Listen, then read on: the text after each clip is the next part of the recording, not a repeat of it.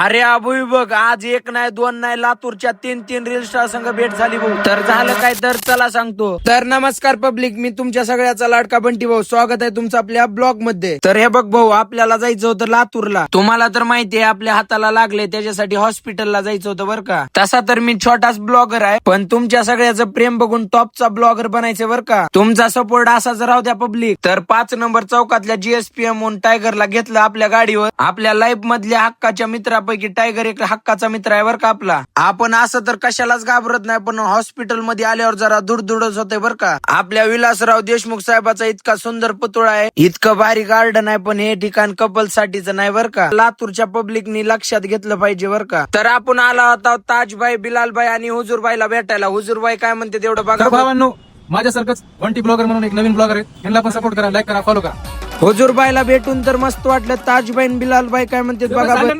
वंटी भाऊचा वंटी blogger ना follow करायचं, like करायचं, कमेंट करायचं. या बोलो बंटी ब्लॉगर उभा नाही मा.